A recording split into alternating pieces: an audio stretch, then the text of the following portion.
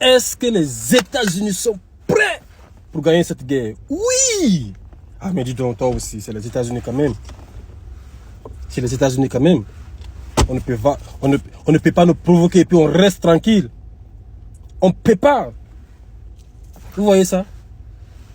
C'est ce qu'on portait sur notre tenue ici. Et ce matin, on nous a fait changer. Voici ce qu'on porte maintenant. Vous ne pouvez pas comprendre. Vous ne pouvez pas comprendre. Mais nous sommes plus que prêts même pour cette guerre-là. La victoire déjà là. Mais tout le monde sait que quand le Real de Madrid et puis Monaco se rencontrent là, tout le monde sait. Tout le monde sait. Tout le monde sait. Donc nous sommes plus que prêts, plus que déterminés, engagés pour défendre ce pays. Mais je tiens à souligner quelque chose. Si vos enfants sont militaires, les mamans qui m'écoutent, les papas qui m'écoutent, si ton fils ou ta fille est militaire, ici aux États-Unis, priez pour nous. Priez pour nous. Drago m'a appelé. Il dit, bro, si tu es prêt, j'ai dit, aïe, tu demandes ça. Bon, M4 est là. Hein? Nous allons affronter ce défi qui a été lancé. Nous allons aller jusqu'au bout. Au bout, hein? On vient avec nous. Courage à toi, frangin, que le Seigneur veille sur toi. Beaucoup ne peuvent pas te comprendre. Et comme on est prompt à juger, surtout avec émotivité, certains vont se verser dans les commentaires et vont commencer à raconter des choses comme ça va venir dans les émotions, sans toutefois revoir la condition générale de la jeunesse africaine. Parfois, elle a abandonné à elle-même. Elle n'a aucun choix. Elle n'a aucun choix. C'est chacun qui doit se sauver ici. Sinon, tu finis comme ça.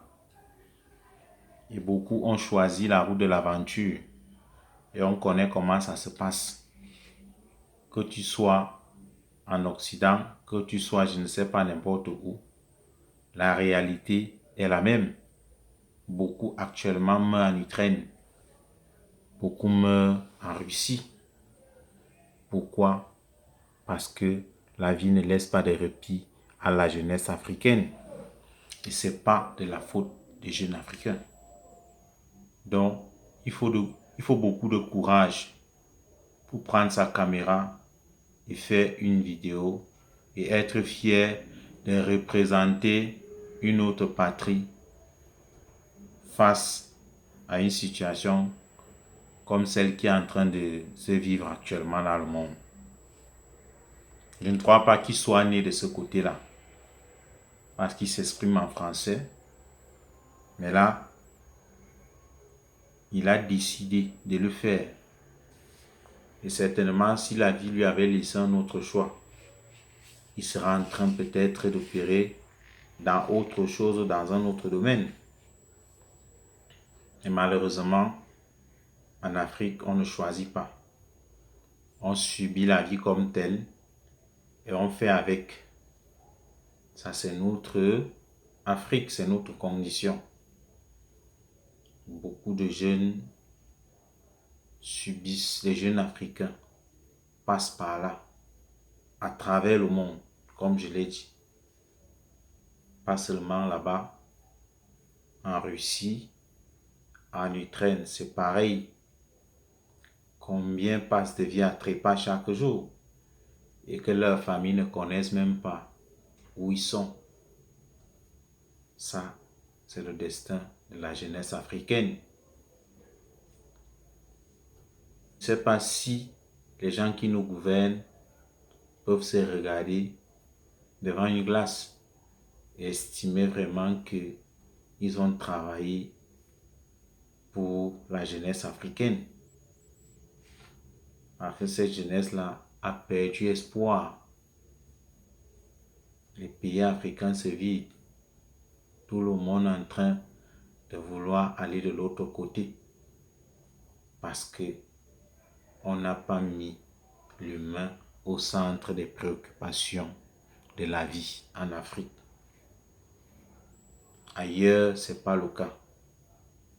Sous d'autres cieux, l'être humain est mis au centre des préoccupations de la vie. Raison pour laquelle tout le monde a envie de partir, d'aller ailleurs, d'aller se chercher, de se trouver une possibilité. Parce que là-bas, c'est plus mieux. On ne peut même pas avoir fait la comparaison entre l'armée en Afrique et l'armée dans ces pays-là. C'est impossible de faire la comparaison. Là-bas, ils sont mieux traités, ils sont mieux payés, ils sont plus à l'aise. Et c'est normal que tout le monde nourrisse le rêve de partir. On préfère aller faire des petits boulots là-bas. C'est un boulot qu'on peut faire ici en Afrique, mais qui ne sont vraiment pas valorisés. On préfère aller les faire là-bas parce que c'est plus valorisé. Ça rentabilise plus et ça nous met en sécurité. Parce que tout être humain a besoin de la sécurité. Aucun être humain ne peut vivre comme ça. Tout être humain a besoin d'une sécurité. Et la sécurité ici est à tous les niveaux. La sécurité financière, la sécurité sanitaire, la sécurité presque à tous les niveaux. Donc on ne peut pas t'en vouloir. Que le Seigneur veille vraiment sur toi et sur les autres jeunes frères et sœurs, comme tu l'as dit, qui sont dans votre armée, qui vous accompagnent dans cette lourde mission. On ne cherche pas qui combat qui, on ne cherche pas à connaître qui a raison, qui a tort. Le devoir vous appelle. Allez juste au front, combattez. C'est la guerre, on ne peut pas juger. On sait tous, la guerre est une très mauvaise chose. Mais le monde a normalisé la guerre parce que chacun doit se défendre et défendre ses intérêts. C'est comme ça. Donc, bonne chance à toi, courage à toi. Tu as fait honneur et fidélité et tu as appelé à assumer cela. C'est ta mission première. Et là, tu ne parles pas en tant qu'Africain. Tu parles en tant qu'Américain. Parce que c'est ton devoir. Tu représentes les États-Unis d'Amérique. On est fiers de toi. Ça prouve une fois de plus que la jeunesse africaine a de la ressource. Et cette ressource-là peut être valorisée même au-delà des frontières africaines. Et ça doit servir de leçon à nos dirigeants. Ils doivent comprendre que seule la jeunesse a toute la ressource possible pour faire relever ce continent. Et s'ils continuent à faire les choses sans cette jeunesse, ça sous-entend qu'ils participent à l'échec du développement de nos pays. Parce qu'on dit jeunesse, fer de lance de la nation. S'ils ne transforment pas ce fer pour qu'il soit vraiment la lance de cette nation-là, la nation tombera. Donc, chers frères, prions pour notre frère, que Dieu lui fasse grâce. Si la vie lui avait donné d'autres possibilités, comme je l'ai dit, certainement, il n'aurait jamais choisi de faire ce qu'il est en train de faire là aujourd'hui.